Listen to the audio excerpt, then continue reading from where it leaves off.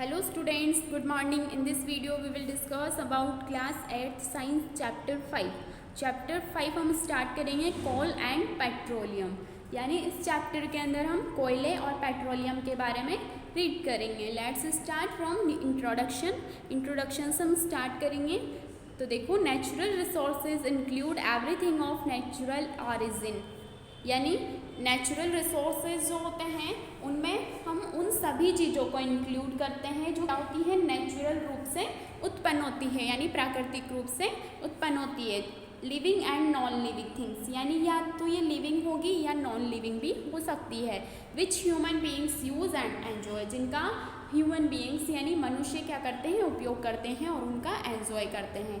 Natural resources are substances provided by the nature, यानी जो ये नेचुरल रिसोर्सेज हैं वो हमें किसके द्वारा दिए गए हैं, नेचर के द्वारा दिए गए हैं. They form the wealth of a country, और ये क्या बनाते हैं, किसी भी कंट्री की वेल्थ मीन्स संपत्ति को बनाते हैं. And include land, air, water, forest, wild animals, minerals and various other things, और ये सब भी इसमें शामिल है. They provide the best for the goods and services needed to support modern life, और हमारी मॉडर्न लाइफ को सपोर्ट करने के लिए जो गुड्स यानी वस्तुएं और सर्विस यानी सेवाएं, जिन वस्तुओं और सेवाओं की हमें आवश्यकता होती है हमारी मॉडर्न लाइफ में, तो उसका जो आधार होता है वो कौन प्रदान करता है, natural resources. In obtaining these resources, there is a constant interaction of humans with the environment, यानी कि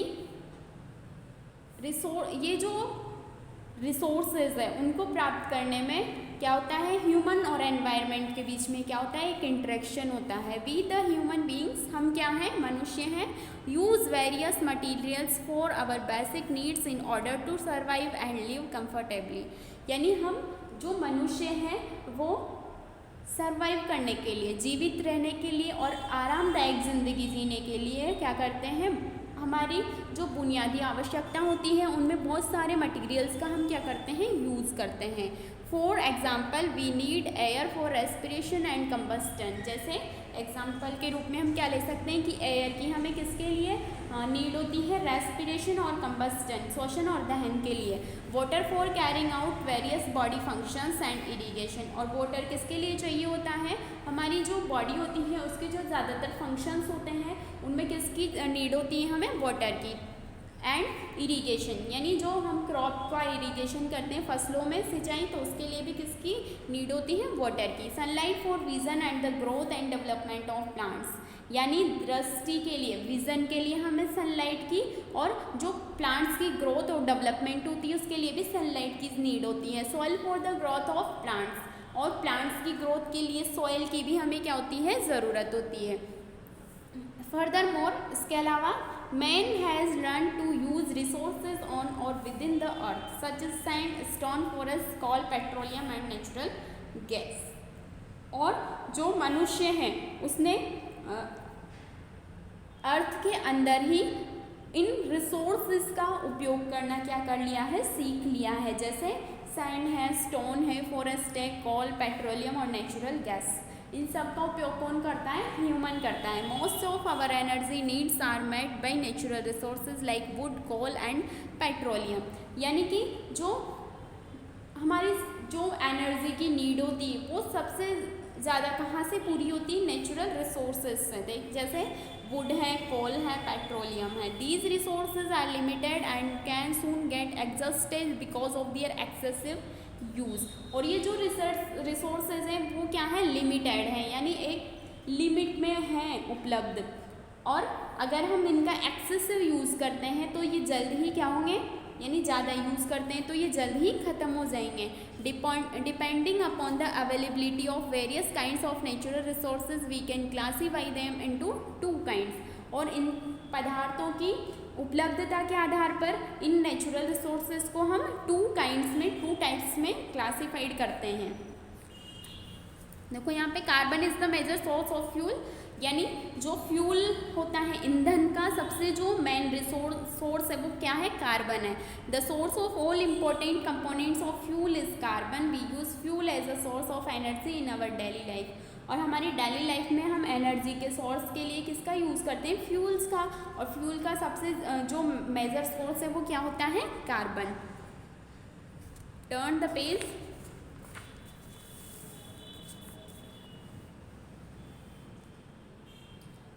तो 2 टाइप्स कौन से हैं, तो फर्स्ट टाइप है इनएग्जॉस्टिबल नेचुरल रिसोर्सेज। कौन से, inexhaustible natural resources, the natural resources which are available in human beings in unlimited quantity and not likely to be exhausted by various human activities are called inexhaustible natural resources. यानी ऐसे natural resources जो human beings को unlimited quantity में उपलब्ध होते हैं, तो इनको क्या बोला जाता है, इनएग्जॉस्टिबल नेचुरल रिसोर्सेज बोला जाता है। जैसे एयर है, वाटर है, सॉइल है, सनलाइट है, तो ये क्या है, सारे इनएग्जॉस्टिबल नेचुरल रिसोर्सेज है, यानी इनकी अनलिमिटेड क्वांटिटी अवेलेबल है हमारे पास। यानी एयर, वाटर, सॉइल और सनलाइट ये ऐसे सोर्स है जो कभी ख़त्म नहीं हो सकते। नेक्स्ट टाइप है exhaustible natural resources, the natural resources which are available to the human beings in limited quantity likely to be exhaust by various human activities in the near future are called exhaustible natural resources. यानी ऐसे natural resources जो जिनकी quantity limited होती है, यानी limited quantity में available होते हैं, और ह्यूमन जो एक्टिविटीज़ होती हैं उनसे क्या होते हैं, ये ख़त्म हो सकते हैं। तो इस तरह के जो रिसोर्सेज होते हैं उनको एग्जॉस्टिबल नेचुरल रिसोर्सेज बोला जाता है। जैसे फॉरेस्ट है, वाइल्ड लाइफ है, all kinds of minerals such as coal, कोयला, petroleum and natural gas are exhaustible natural resources. यानी ये जो सारे एग्जाम्पल है किसके हैं, एग्जॉस्टिबल नेचुरल रिसोर्सेज के। यानी अगर हम इनका एक्सेसिव यूज़ करते रहेंगे, इन सब का, फॉरेस्ट का, वाइल्ड लाइफ का, और जो मिनरल्स, कोल, पेट्रोलियम, नेचुरल गैस है, इनका अगर हम एक्सेसिव यूज़ करते रहेंगे तो एक दिन ऐसा आएगा जब ये अर्थ से ख़त्म हो जाएंगे ये मटेरियल्स। ठीक है, तो इनको क्या बोलते हैं, एग्जॉस्टिबल नेचुरल रिसोर्सेज बोला जाता है। In this chapter we will study about the important natural resources such is forest, soil, minerals. यानी इस चैप्टर के अंदर हम इम्पोर्टेंट जो नेचुरल रिसोर्सेज हैं, जैसे फॉरेस्ट है, सॉइल है, मिनरल्स हैं, तो इनके बारे में हम रीड करेंगे। All these fuels were formed in millions of years by the DK of remains of dead animals and plants. यानी जो सभी फ्यूल मीन्स ईंधन, जितने भी ईंधन हैं वो कैसे बनते हैं, जब एनिमल्स या प्लांट्स क्या हो जाते हैं, डेड यानी मर जाते हैं। तो वो जब मर जाते हैं तो उनका क्या होता है, अपघटन होता है, और अपघटन होने से क्या होता है, वो अर्थ के नीचे सॉइल में क्या होते हैं, दब जाते हैं, और उनके दबने के बाद उनसे खोद कर क्या निकाला जाता है, और बहुत सालों बाद वो क्या बन जाते हैं, फ्यूल बन जाते हैं। As the remains of dead animals और प्लांट्स आर कॉल्ड फॉसिल्स। और इसीलिए जो अब जिनका अपघटन हो जाता है डेड एनिमल्स और प्लांट्स का, तो उनको क्या बोला जाता है, जब वो धरती के अंदर से क्या हो जाते हैं, जम जाते हैं, तो इनको फॉसिल्स बोला जाता है, जीवाश्म बोला जाता है। Therefore the fuel obtained from them is called fossil fuels. और इनसे जो फ्यूल मिलता है हमें, इसलिए इनको फॉसिल फ्यूल, जीवाश्म ईंधन बोला जाता है। नेक्स्ट हम पढ़ेंगे कोल के बारे में। कोल यानी कोयला। यू माइट हैव सीन और हर्ड अबाउट कोल, यानी आपने सुना है और देखा है किसको, कोयले के बारे में सुना भी है और उसको देखा भी है। Coal is a hard stone like substance generally black in colour. Coal कैसा होता है, कोयला एक हार्ड स्टोन लाइक सब्सटेंस होता है, सबने देखा है ये, और इसका जनरली जो कलर होता है वो कैसा होता है, ब्लैक कलर होता है। However its colour varies depending upon its kinds. हालांकि जो इसका कलर होता है वो इसके प्रकार के आधार पर वेराइज यानी भिन्न भिन्न हो सकता है। Coal is one of the fuels use for cooking food. और कोयला एक ऐसा मात्र ईंधन है जिसका यूज़ किसमें करते हैं, फूड को पकाने में। However it produce a lot of smoke and foul smelling gas which causes a lot of air pollution. यानी कि हालांकि ये क्या करता है, जो जब कोयले को क्या करते हैं, जलाया जाता है, तो ये बहुत ही गंदी गैस बदबूदार गैस छोड़ता है और धुआं बहुत ज़्यादा छोड़ता है, जिसकी वजह से क्या होता है, एयर पॉल्यूशन होता है। ठीक है। Earlier the coal was use for heating water to produce steams to run railway engines. जो पूर्व में मतलब जो कोल है, कोयला है, उसका यूज़ कहाँ पर किया जाता था, हीटिंग वाटर को गर्म करने में, और जो रेलवे इंजन्स होते हैं उनमें भाप बनाने में, स्टीम के रूप में किसका यूज़ किया जाता था। जो पहले की जो ट्रेन्स होती थी उनमें जो इंजन्स होते थे उनको स्टीम से चलाया जाता था, तो उसमें क्या जलाया जाता था, कोयला जलाया जाता था। ये देखो इस तरह से धुआं निकलता था। जो पहले की स्टीम इंजन होता था ना ट्रेन्स के, तो उनमें इस तरह से धुआं निकलता था, तो इसमें कोयला डाला जाता था इंजन में। और कोयल का कहाँ पर यूज़ किया जाता है, फैक्ट्रीज़ में भी किया जाता है, तो इस तरह से फैक्ट्रीज़ में भी धुआं निकलता है। तो ये जो धुआं होता है ना, ये बहुत ही ज़्यादा बदबूदार होता है और इसमें जो गैसें होती है वो हानिकारक होती है। These days coal is also use for generating electricity in thermal power plants. और इन दिनों जो थर्मल पावर प्लांट्स होते हैं जहाँ पर इलेक्ट्रिसिटी जनरेट की जाती है, तो वहाँ पर किसका यूज़ किया जाता है, कोयले का यूज़ किया जाता है। In addition to it coal is use as a fuel in factories, cement plants and brick kilns. यानी कि और इसी के साथ कोल का यूज़ कहाँ पर किया जाता है, फैक्ट्रीज़ में फ्यूल के रूप में, और जो सीमेंट प्लांट्स होते हैं जहाँ पर सीमेंट बनता है वहाँ पर, और ब्रिक किलैंस यानी जो ईंट के भट्टे होते हैं ना जहाँ पर ईंटें बनती हैं, तो वहाँ पर भी किसका यूज़ किया जाता है, कोयले का यूज़ किया जाता है। Occurrence of coal, next topic है हमारा अकरेंस ऑफ कोल, यानी जो कोल होता है वो हमें किस तरह से मिलता है। Coal is found deep under the surface of the earth, यानी जो कोल होता है वो कहाँ पर मिलता है, अर्थ के अंदर की सरफेस में मिलता है। The major coal mines in India are located in West Bengal, Odisha, Jharkhand and Madhya Pradesh. और जो इसकी जो सबसे बड़ी जो कोयले की खानें हैं तो वो इंडिया में कहाँ पर है, वेस्ट बंगाल में है, और उड़ीसा में है, झारखंड में है और मध्य प्रदेश में है। कहाँ पर है, वेस्ट बंगाल, उड़ीसा, झारखंड एंड मध्य प्रदेश में क्या है, इसकी खाने हैं, किसकी, कोयले की। The largest number of coal mines are in Jharia and Bokaro in Jharkhand and Raniganj in West Bengal. और जो यानी बहुत ज़्यादा मात्रा में जो कोयले की खाने हैं वो कहाँ पर है, झारिया और बोकारो नाम के जो प्लेस है झारखंड के अंदर वहाँ पर, और वेस्ट बंगाल में है रानीगंज नाम का एक प्लेस है, वहाँ पर कोयले की खाने सबसे ज़्यादा है।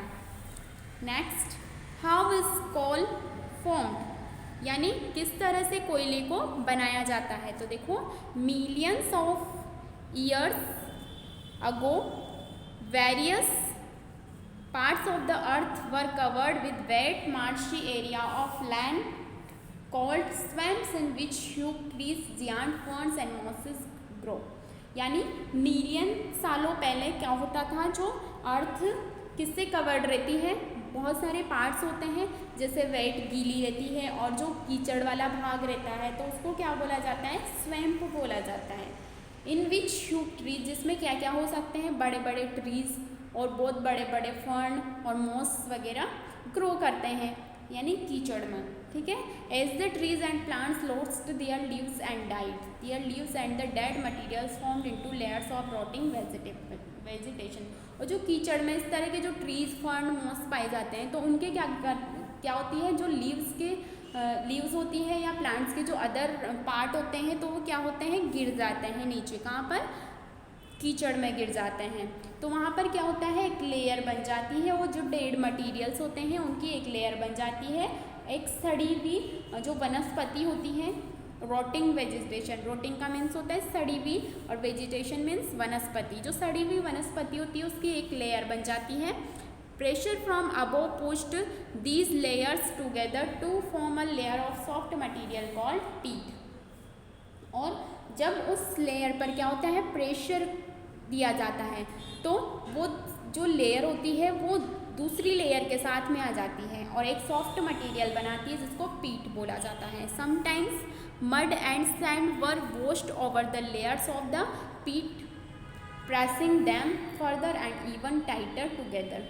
और कुछ टाइम का होता है जो मड यानी कीचड़ और जो सैंड रेत होती है वो क्या करती है, लेयर को वॉश कर देती है, धो देती है, जिससे क्या होता है to peat pressing them further and even tighter together, और जिसकी वजह से जो पीट होता है वो प्रेशर डालता है अंदर की तरफ और जो लेयर होती है वो क्या हो जाती है, टफ हो जाती है और साथ में आ जाती है। This made a soft brown coal और लिग्नाइट, और इसको क्या बोला जाता है, जिससे क्या बनता है, सॉफ्ट ब्राउन कोल यानी एक मुलायम सा भूरे कलर का कोयला बनता है जिसको लिग्नाइट बोला जाता है। क्या बोला जाता है, lignite. As more mud and sand piled on top the vegetation was pressed down even deeper, और जब और भी ज़्यादा मड या सैंड होता है टॉप पर तो वो लेयर और भी ज़्यादा डीप में चली जाती है। The moment inside the earth crossed help to turn the lignite into hard black coal, और जो अर्थ की क्रस्ट होती है यानी ऊपर की जो लेयर होती है, पपड़ी जो होती है,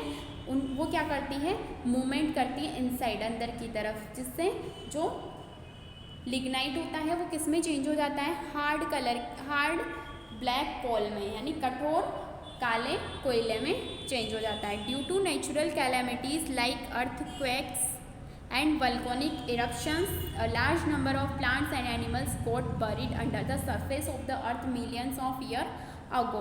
यानी जो नेचुरल कैलेमिटीज़ यानी जो प्राकृतिक आपदाएं आती हैं या फिर भूकंप आते हैं, एंड वल्कोनिक इरप्शन यानी ज्वालामुखी विस्फोट होते हैं, तो उनकी वजह से क्या होता है, जो प्लांट्स और एनिमल्स होते हैं बहुत सारी मात्रा में क्या हो जाते हैं, जल जाते हैं। प्राकृतिक आपदाओं, भूकंप या फिर ज्वालामुखी विस्फोट की वजह से बहुत सारी मात्रा में प्लांट्स और एनिमल्स क्या हो जाते हैं, जल जाते हैं। कहाँ पर, under the surface of the earth, और कहाँ पर, जो सरफेस के अंदर होते हैं वो जल जाते हैं। They got covered with many layers of rock and soil and due to heat pressure they got converted into fossil fuels, और वो क्या हो जाते हैं, जो अर्थ के ऊपर की जो लेयर होती है उससे कवर्ड हो जाते हैं, और वहाँ पर जो रॉक और सॉइल होती हैं उससे कवर्ड हो जाती है। किसकी वजह से, जो उनको हीट मिलती है और प्रेशर मिलता है उसकी वजह से, और किस में कन्वर्ट हो जाते हैं, फॉसिल फ्यूल्स में कन्वर्ट हो जाते हैं, यानी जीवाश्म ईंधन बनाते हैं। Fossil fuels are thus the human of dead plants and animals that got buried millions of years ago। और बहुत सालों तक ये जो इस प्रकार के जो अवशेष होते हैं डेड प्लांट्स और एनिमल्स के, वो क्या होते हैं, दफन हो जाते हैं अर्थ के अंदर। Coal is obtained from coal mines, coal कहाँ से, कोयले कहाँ से प्राप्त किए जाते हैं, कोयलों की खानों से प्राप्त किए जाते हैं। That may be as a deep as 100 metre to 1300 metre down the earth, और कितने डीप में मिलता है कोयला, कोयलों की खाने जो होती हैं वहाँ पर 100 मीटर से 1300 मीटर तक नीचे जाते हैं, तब क्या मिलता है, अर्थ में कोयला मिलता है। Coal is processed in industry to get useful products like coke, coal tar and coal gases, और जो कोल होता है उसकी में उनको इंडस्ट्रीज में प्रोसेस्ड किया जाता है, संसाधित किया जाता है, और यूजफुल प्रोडक्ट्स बनाए जाते हैं, जैसे कोक है, कोल टार यानी डामर है, और कोल गैस होती हैं। ठीक है, नेक्स्ट कोक के बारे में हम पढ़ेंगे। This is the solid residue left behind during the destructive distillation, a process of breaking of coal into simpler substances upon heating in the absence of air of coal। यानी कि जब जो solid residue यानी जब किसी भी call का क्या कराते हैं, भंजक आसवन, डिस्ट्रक्टिव डिस्टिलेशन जब कराया जाता है तो एक सॉलिड रेजिड्यू यानी एक कठोर अवशेष बचता है, उसका भंजक आसवन क्या होता है, डिस्ट्रक्टिव डिस्टिलेशन क्या होता है, ऐसा प्रोसेस जिसमें कोल को क्या किया जाता है, कोयले को सिंपलर सब्सटेंस में ब्रेक डाउन किया जाता है। किसके द्वारा, हीटिंग यानी उसको हीट किया जाता है, गर्म किया जाता है, किसकी अनुपस्थिति में, एयर की अनुपस्थिति में, यानी जब हवा की अनुपस्थिति में कोल को क्या किया जाता है, गर्म किया जाता है, तो वो किस में चेंज हो जाता है, सिंपल सब्सटेंस में ब्रेक डाउन हो जाता है, और इस प्रोसेस को क्या बोला जाता है, डिस्ट्रक्टिव डिस्टिलेशन बोला जाता है। It is a black porous and tough substance, और जो कोक होता है कैसा सब्सटेंस होता है, कैसा पदार्थ होता है, ब्लैक कलर का होता है, और इसमें छेद होते हैं, पोर पाए जाते हैं। टफ होता है यानी कठोर होता है। It Burns easily it Burns easily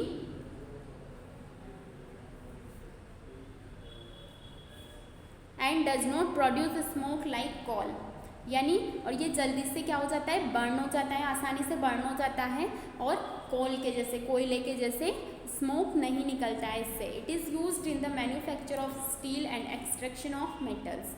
और इसका यूज़ कहाँ पर किया जाता है, स्टील बनाने में, और जो मेटल्स का निष्कर्षण किया जाता है ना, मेटल्स को शुद्ध किया जाता है, तो उसमें कोक का यूज़ किया जाता है। It is also use to manufacture artificial graphite and to make certain fuel gases like water gas. और इसका यूज़ आर्टिफिशियल ग्रेफाइट का निर्माण करने में भी करते हैं, और कुछ फ्यूल गैसेस, ईंधन जो गैसेस होती है जैसे वाटर गैस हैं, तो इनको बनाने में भी किसका यूज़ किया जाता है, कोक का यूज़ किया जाता है। नेक्स्ट है कोलतार, डामर। It is a thick black oily liquid obtained by the destructive distillation of coal. यानी जब कोयले का भंजक आसवन किया जाता है तो एक थिक, मोटा, ब्लैक और ऑयली लिक्विड हमें मिलता है, उसको क्या बोला जाता है, कोलतार, डामर बोला जाता है। It is a mixture of 200 substances. और ये कितने सब्सटेंसेस का मिक्सचर होता है, 200 सब्सटेंसेस मिले हुए होते हैं। It is use to make naphthalene balls which is a moth repellent. और इससे क्या बनाई जाती है, नेफ्थेलिन बॉल्स बनाई जाती हैं जो कैसी होती है, मॉथ रिपेलेंट, यानी कीट विकर्षक होती है। In the manufacture of explosive like TNT, drugs, perfumes, plastics, photographic materials. और इससे क्या क्या बनाए जाते हैं, कोलतार से, तो इससे एक्सप्लोजिव यानी विस्फोटक बनाए जाते हैं, जैसे TNT होता है। TNT की फुल फॉर्म होती है ट्राई नाइट्रोटोलुइन। ये क्या होता है, एक तरह का विस्फोटक होता है। ड्रग्स बनाई जाती है, परफ्यूम में यूज़ किया जाता है इसको, प्लास्टिक में यूज़ किया जाता है, फोटोग्राफिक मटीरियल्स जो होते हैं उनके लिए यूज़ किया जाता है। नेक्स्ट है coal gas. It is obtained during the processing of coal to get coke. यानी जब कोल से कोयले से क्या प्राप्त किया जाता है, कोक प्राप्त किया जाता है। तो इस दौरान हमें क्या मिलता है, कोल गैस, जो उससे जब कोयले को गर्म किया जाता है तो उससे क्या निकलती है, गैस निकलती है। जब वो जलेगा तो गैस निकलेगी, उसको क्या बोला जाएगा, कोल गैस बोला जाएगा, यानी कोयले से गैस निकल रही है। It is used as illuminant, a fuel for industries located near coal processing plants. और इसका यूज़ किस में किया जाता है, इल्यूमिनेंट यानी रोशन के रूप में, यानी प्रकाश के रूप में, रोशनी के रूप में किया जाता है। A fuel for industries located near coal processing plants, यानी जो कोल प्रोसेसिंग प्लांट्स होते हैं वहाँ की जो इंडस्ट्रीज होती हैं उनमें फ्यूल के रूप में इसको यूज़ किया जाता है। Coal gas was first used in London for street lighting in 1810 and in New York in 1820। यानी कोल का जो फर्स्टली यूज़ किया गया था किसके रूप में, स्ट्रीट लाइट के रूप में लंदन में यूज़ किया गया था इसका 1810 में, और न्यूयॉर्क में 1820 में इसका यूज़ किया गया था। The slow conversion of wood into coal by a biochemical process extending over millions of years is called carbonisation. यानी कि जो वुड का कोल में जो बायोकेमिकल प्रोसेस चलता है, तो ये जो स्लो कन्वर्जन होता है और ये बहुत ही सालों तक, मिलियन सालों तक चलता है, तो उसको क्या बोला जाता है, कार्बोनाइजेशन बोला जाता है, कार्बनीकरण बोला जाता है। ठीक है, क्या बोलते हैं इसको, कार्बनीकरण बोलते हैं। डिफरेंट टाइप्स ऑफ कोल्स, यानी कोल्स जो कोयला होता है वो डिफरेंट टाइप का होता है, तो इसके बारे में हम अगली वीडियो में डिस्कस करेंगे। Okay, goodbye, take care.